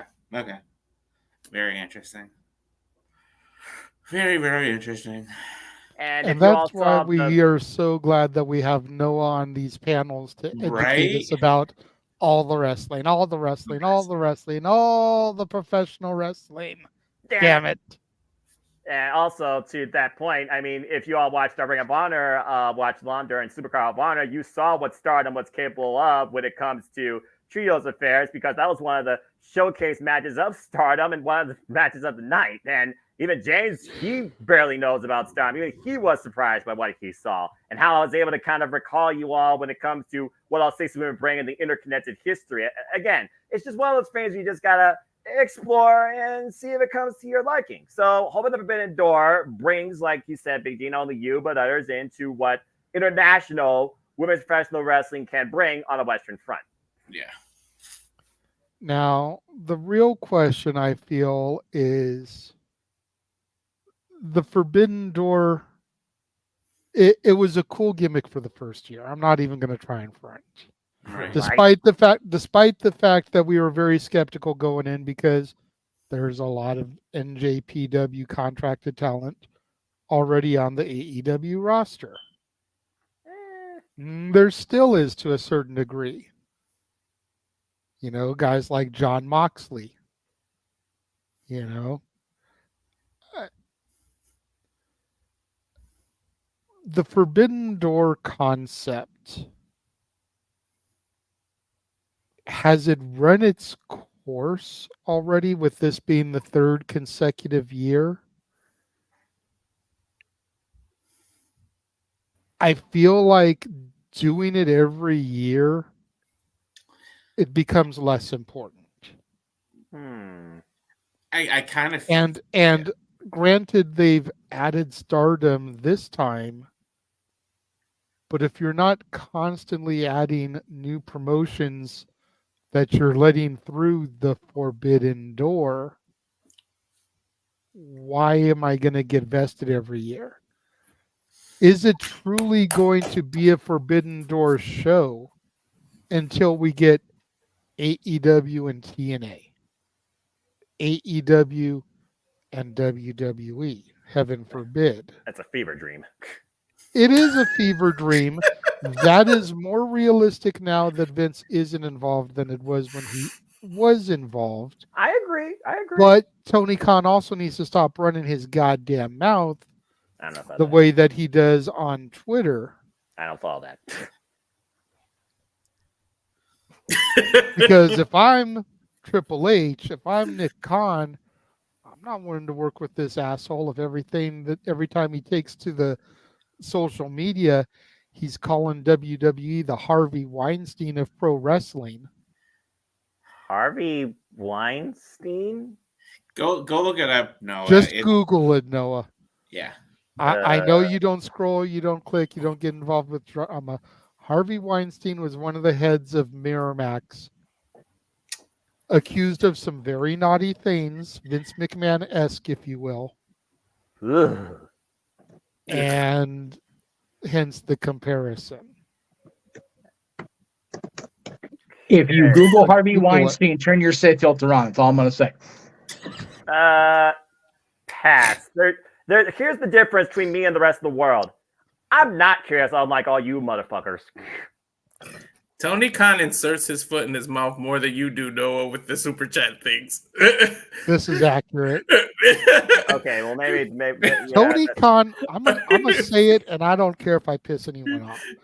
Tony Khan has gotten to the level with social media that Donald Trump did. They just need to take his fucking shit away. Check, please. Oh hell, King JJ. Oh hell, King. No, it's not me when I'm telling lies. No, seriously. He hasn't gone to court yet. I mean, No. You know what though? I am an agent of chaos, Jay. I want to have those two on open mic night just for the super chats. Oh God, forbid. Like seriously, we're going. Seriously, just put me here. Just here. Freaking put me here. And put those two dipshits on either side of me and just watch the calamity ensue. Just throwing it out there. Tony needs a JJ on his side. JJ's a moderator. He needs a moderator to eliminate what he does on Twitter. Moderate him. No, both him and Tony need to have their thumbs and their tweeting fingers taped together and their vocal cords ripped out. Just shut the fuck up and stop typing. They'll still find some sort of way to do it. Power of money. That's yeah, but to JJ's point, like how many times can you open the forbidden door before it ain't so forbidden anymore? Well, it just becomes a normal door. This is the third show where it's been AEW versus New Japan. Been there, done that. And I really didn't. The second last year's Forbidden Door didn't feel as special as the first one. No, that's it. Yeah, no, it didn't. And I think that's why they opened the door to Stardom this time, was to try to get some of that buzz back. Yeah. But if I don't think that people, especially the casual fans, it's like Vince Russo always talks about, and most of the video bloggers that I watch, AEW has their niche crew. They have the people that are going to tune in every single week. It doesn't. They could put Will Ospreay in the middle of the ring taking a Triceratops style shit from Jurassic Park, and people are going to tune in and watch. And Meltzer's going to give it 6 stars because that's just the way he is. Ugh. They're going to have those diehards. WWE has the same. They have their niche audience that tunes in every week. It does not matter. Nope. But the people that they're trying or should be trying to bring in, nobody cares about the Forbidden Door until it's a legitimate war type situation. Give me the system versus the elites. Mm-hmm. I will trust in the system on that one, please. Give me Orange Cassidy versus Joe Hendry. Okay. I believe in that match. I believe in that match quality. I would love that. Give me First Class versus Top Flight. Well, I know which one I'm definitely investing in. But you see my point. Yeah. These are matches. Give me fucking Timeless Dana Brooke versus Timeless Tony Storm. Oh, God. Why, JJ? Why? Because I'm not the only one that's thinking these things, Noah. Sure. Of all people, though, you picked her over Giselle Shaw. Freaking. They're the same gimmick. God. One's more kick. No, I'm not going there. I'm not The only difference is Timeless Tony is in black and white. If you wanted to go there after New Japan Super Chat. Why are you trying to unleash the dark side of me? Because we're a little late for Star Wars, but No, but I see JJ's point. I concur with him. I Give feel me like PCO versus Wardlow. Wardlow's just a freak. He should be X Division champion. He's a guy that truly defies no limits. Freaking Hurricane Rana by this 6-foot, freaking 250-pound anomaly. Come on. Or Hammerstone versus Wardlow. Hammerstone, I'm okay with. I was going to say, what did that poor French Canadian old man ever do to you? Goodness gracious. He's not going to die. He's not human. Give me Speedball versus Pac. Yes. Oh my God. Take my money. I don't care where it goes. This is the point I'm making. These are matches people actually would tune in and give a shit for. And the fact that you have Wednesday Dynamite live, and then you have Thursday Impact the next day, then you have Friday Rampage. Like, you could really be stacking these shows and the tapings and everything. There was already a working relationship for a time being between the two companies that went south. Now that D'Amour's not there, maybe they can try to work something back in. That's fair. New management. That's fair. Dude, it wasn't super chatted, Jay, but like, can we get like barbed wire around the people so they won't get hurt if Moxley and Callahan are turned loose against each other? Like, people are going to die. These two crazy yahoos have been a tag team together. Are you kidding me? What? Yes, they're called the Switchblades. Oh, dear Christ. Yeah, they are. Even I knew that. I'll be Googling that tonight. Good to know. That's frightening. And they team those two up. Speaking of Switchblade, can we get Jay White and the Guns versus the ABC and pick a partner? Let's just get Trent 7 in there since we already booked Speedball in a singles match. Put Kenta back. Kenta literally went into TNA alongside ABC to beat Time Machine. There you go. Bullet Club. There you go. I'm here for it. Well, that's I think Noah will concur with me. This is a guy who doesn't watch outside of anything besides WWE and AEW. I thought that Bloodsport was more of a Forbidden Door than Forbidden Door was Forbidden Door. Thank you. It was this year, that's for damn sure. That was like Charlie Dempsey. What the fuck? That hey, me and Noah were going back and forth messaging each other. It was like, yeah, we holy were. hell. I felt pissed off. I couldn't call that shit because I had to freaking take care of some daggum stupid ass people that don't know how to remember a password for the freaking life. And here you guys are. By the way, go check out James and Walter in the archives. Call on Yes, please do that. Yes. Call on fucking Shayna Baszler, Monty Slavovich, Charlie Dempsey, Nick Nana, the people on my belly. The what? Yeah. It was an awesome kickoff to the live weekend for sure. Like I was watching. I'm like, this is more of a Forbidden Door than Forbidden. But I feel like that's what people really want. Exactly. You know, kind of like the I think it was AAA WCW when Worlds Collide back in the days. Mm-hmm. You know, I feel like Worlds Collide would be more appropriate because this is an annual thing, but they already own that name. Fuck. So, I mean, at this point, yeah, maybe Forbidden Door should be just every other thing, because I do like the fact that this year this does include CMLL, allegedly, and STARDOM, especially, but it's still underneath the NJPW umbrella. So at the end of the day, it's still AEW and NJPW at the heart. It's almost like, you know, a battleground of sorts, or Battlefield, because again, Battleground's owned by WWE. So it is one of those things, JJ, where I do understand your point, but business, spots, pushing money, IP, monthly pay-per-view cycle for whatever reason, it's just, damn it. I'll also point out as the sports guy, June 30th is, you know, for all intents and purposes, halfway through the year. So they should treat Forbidden Door like a business-wide all-star game.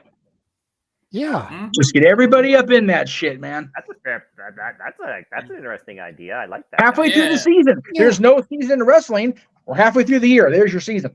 I mean, altogether shows on New Japan Pro Wrestling World and Wrestle Universe are literally defined by 8 different wrestling promotions coming together for a common cause where the funds go to support, you know, needs of others. I don't know if y'all saw the last show. You had Noah, you had DD Pro. Konosuke Takeshita, for Pete's sake, was teaming alongside people from promotions like Noah and All Japan and New Japan. That's a real Forbidden Door because you have different promotions from all the territories coming together. Yeah. You figure, you know, you're not getting a lot of that stateside, but I remember distinctly, because it was talked about in his book, the weekend of WrestleMania 95. So that would be WrestleMania 11, which we don't talk about that because that was the one in Hartford and no. There was I think it was like a 13 promotion card in Japan that weekend that Mick Foley was on. Almost got that thing shut down due to a fire chair because he's Cactus Jack and he's a certifiable maniac. But 13 promotions working together in 1995. And here we are now still talking about the show you just mentioned, Noah. These things are possible. And to JJ's point, with Vince McMahon no longer steering the ship, yes, it's going to be difficult as long as some promoters keep putting their foot in their mouth, or other company owners keep having their heads up their ass. But you know, we got Bloodsport with Anthem running TNA, so there was that. So it is possible to have a show like this feel like it's something that I need to find a way to make sure I have my fill in dollar amount here every June 30th, every halfway point of the year, whatever the case may be, because I need to see this shit go down. As it's booked right now, with it's just 2-3 companies if you count STARDOM, I'm kind of like, okay, let's see what happens. If I know the companies are all going to be involved, I'm not really going to care. The name, the brands are going to sell the pay-per-view for me. Right now, I'm waiting on talent. And that's not how it should be for a Forbidden Door show. No. Like, I know I've gotten spoiled by streaming. WWE PLEs on Peacock. Sure. You know, being logged into other people's accounts to watch AEW shows. I'm just being honest. I'm not throwing any particular person under the bus, but you know that we're in a streaming era. People do that shit. Oh yeah, absolutely. Yes. I would pay $100. No, for a 2-day card. Yep. For some all-star game type of shit like that, if we could get New Japan, AEW, CMLL, AAA, TNA, WWE, Ring of Honor, Even bring some NXT talent into it. Yeah. Get Stardom in there. You know, I would pay $100 for a 2-day show. Yep. So that we could get like 20, 25 matches total. Yeah. Yeah. Because you got to figure you're going to have a couple of battle royal type of matches so you can get a bunch of people involved. But you just, you know, you got to have those interpromotional dream matches. Yeah. And then not only that, you all work together. Imagine after the pay-per-view, that's how you fix the draft. Imagine a handshake deal. Let me borrow this person for 3-4 months. Let me borrow that and then the draft is they're picking from each other's rosters after that. Just like the old territory days used to be. Mm-hmm. Somebody would come, they'd work the Von Erich territory for 3 to 6 months. Then they'd pack up and go work the Crockett territory for 3 to 6 months. Then they'd pick up and they'd go work the McMahon territory for 3 to 6 months. Yep. Then they'd pick up and go work the Gagne territory for 3 to 6 months. Yeah. And so on and so forth. So you do that. And you just draft people for a year deal. We get this person for a year. Yep. Yeah. And not only that, then you don't even have to use Raw and SmackDown. You get ESPN or some neutral channel to just air it like a real draft. Look, imagine the views on that, and then everybody gets it. It's like a transfer portal. Yeah. Oh, I don't know. Maybe do it simulcast on the Peacock app and the Max app. Yeah. There you go. That way, Warner Discovery and AEW and Peacock and WWE are getting traffic to their sites. Yeah, Considering Max is already airing live sports now, right? NHL. Whoops. Yeah. Yeah. Get Netflix in on the deal since WWE Raw's moving there. Yeah. Yep. I might actually. That's where you do the draft. Is you do it simulcast on those platforms. So if I don't have Max, but I've got Netflix, I can watch it there. Yep. And Netflix is doing a bunch of live stuff now too. So. Yep. Oh yeah, they have been. Yeah. Well, You know, and if leads I up. see somebody go to AEW, Tom Brady. Oh, sorry. that may make me want to subscribe to the Max app. Yep. I mean, I might literally go back to Netflix if Monday Night Raw keeps going the direction it is. Because I'll be honest, that last Raw was one of the best Raws I've seen this era of 3 hours. That was incredible. Raw, and what I saw of SmackDown definitely reinforced I have faith in WWE's TV future.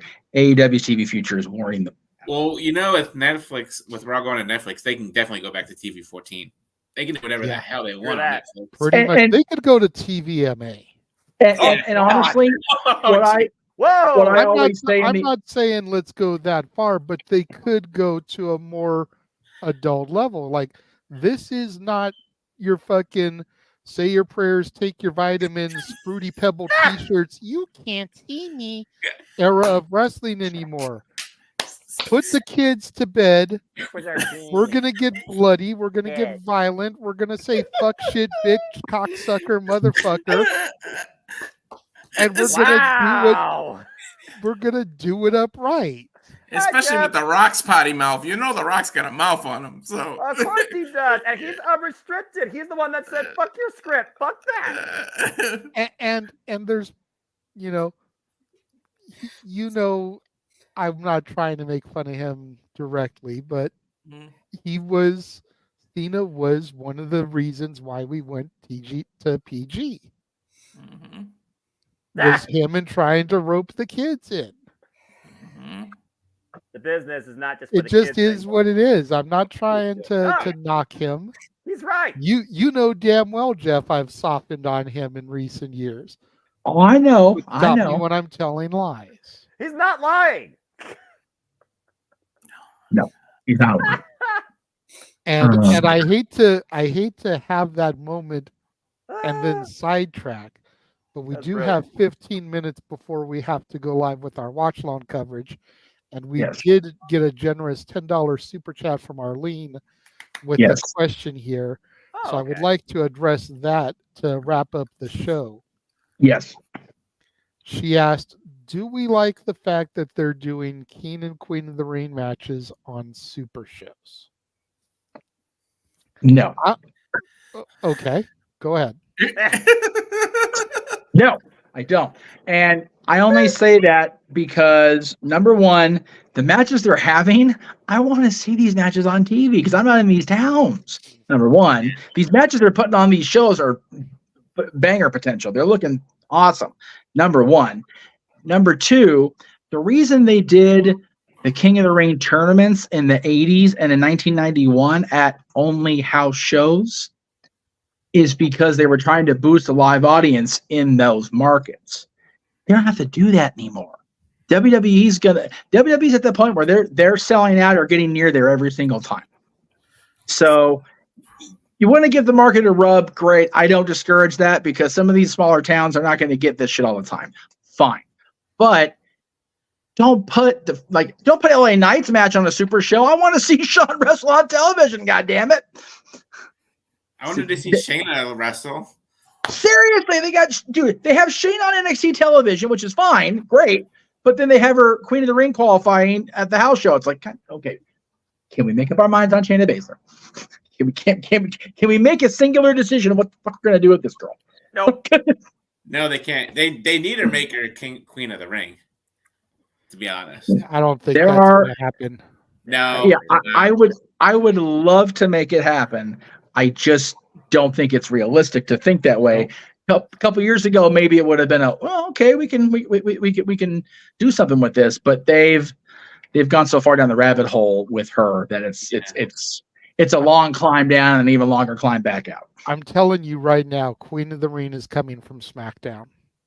Yep. Tippy time. It's the way they're building it. It's either going to be Tiffy or it's going to be Jade. Yeah, I think you hit the nail on the head there. I saw the SmackDown highlights, and I was like, okay, so JJ is right. Tiffy's in the thing. She's going to win it. By the way, why are you booking Jade and Bianca at the same time? Like, because it's teasing the ultimate. I know. I'm just saying. WrestleMania power encounter, long-term storytelling. We're gonna get teased, but somebody's gonna interfere. One of them isn't gonna advance. Somebody's that's gonna how screw you keep it. the special distance. Yeah, I know. Neither of these women right now, Bianca and Jade, are not going to beat each other one-on-one this soon. There's no way in hell that's happening. I'm telling you right now, Tiffany Stratton is going to beat Bianca Belair. Yep. And then if they go with Jade, and then you're going to get Tiffany Tiffany versus Jade in the finals of the SmackDown side. Yeah, and if Jade wins the Queen of the Ring, having Bianca lose to whoever Jade beats, that'll be the start of the friction. I don't think they're going to start friction that soon. Well, no, okay. I'm not saying they're going to have the full blown breakup already, but there will be that little bit of okay. So I beat her, but you couldn't. All right.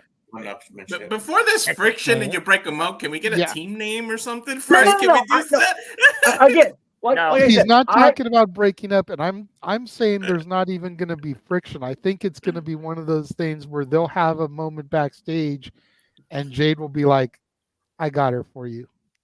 And that's very possible, but I've always been in the opinion that unless people come in as a tag team, people are put together in a tag team in order to find a way to get them to break up and have a program.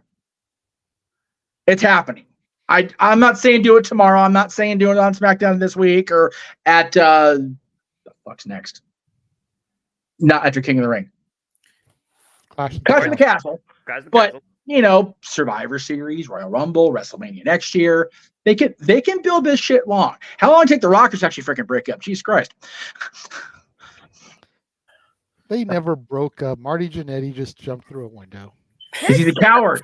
He's a coward and a crazy person. Why do we keep going on with this false narrative?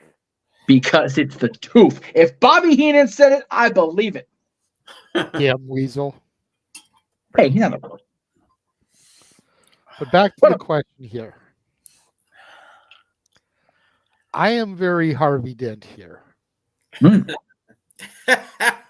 I love that I can say that and everybody in the room gets it, except for maybe Noah. That's the guy with the coin, right? Yeah, Two-Faced. He got it. All right, there we go. I don't terribly mind it because, and especially for the SmackDown ones, because they've got less TV time to work with. The Raw ones, I don't really get. You've got 3 hours of fucking television. You can get all the matches on there. Mm-hmm. Don't have Michael Cole talk about Becky Lynch's hat for 10 minutes, wasting my fucking time. If I'm being 100%, I still haven't seen this week's Raw. Wow. You missed the banger. I haven't seen this week's Raw. I haven't seen this week's TNA. And I haven't seen this week's NWA Power. Okay. But I also threw out there the fact that I wasn't doing my shows this week because of shit that was going on. Exactly. Which explains why I haven't seen those shows. So, which is fine. But the fact that I haven't seen Raw with all the tournament matches that occurred kind of says a lot. I think, like I said, I feel like the Raw ones could have happened. There's no reason to not do those on TV with 3 hours of television. You do some commercial, picture in pictures like you do on NXT. It's the same fucking channel, for God's sakes. Yeah. So if you can do it for one broadcast, you can do it for the other. He's not wrong. That way you can get those on TV and still get your commercial advertising in. And then you cut down on the bullshit backstage and in-ring segments for 1 week. Just one. Because next week, those 8 matches are going to turn down to 4. And it's a lot easier to get 4 on TV than it is 8. Yep. Then you can actually put some bullshit filler in there too. In a 3-hour broadcast. Yep. The SmackDown ones, like I said, I understand a little bit more. You've got less TV time. You're trying to get 8 matches into a 2-hour show. That's 15 minutes per match, no commercial breaks. That's a little bit more difficult.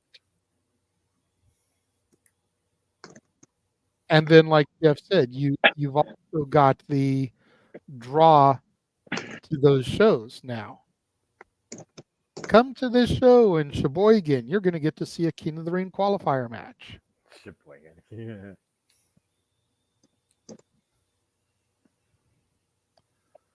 So I am not as upset about it as it seems like Jeff is.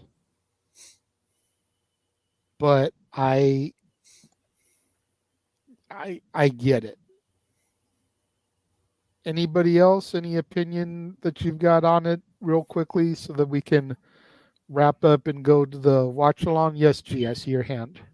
Yeah. So just real quick. I mean, it does. I'm not really upset about it. I mean, besides the whole Shayna Baszler thing, but I mean, you still, yes, the king and the queen is your main focus of the pay-per-view, but you still got to integrate some of the other matches into the show, like the whole triple threat with Sami Zayn and with Becky and Liv happening, and then what's happening on the SmackDown side. So you can't have all the tournament matches, and I feel like, I guess they felt in a way that those weren't, people really wouldn't have focused on those matches. So that, all right, we'll put them on the house show. That way people at the house shows who can't go to the live shows, they can get part of the King and the Queen tournament matches as well. So that's just my thought on that. Okay.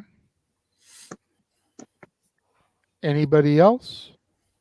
I'm with you, JJ. I'm kind of like either way. I get why they do it, but y'all know me with the King and the Queen of the Ring. I'm an advocate, but now that they added Queen, it's harder to do all in one night. But I'm an advocate of the tournament all in one night. So that's what sways me saying no. But I mean, it gets your house market up and allows you to make more money, and that way you got all these contracts that you're going to give up. You can offer bigger contracts by bringing in more money from the house show. So it's like, as a business standpoint, I get why they do it.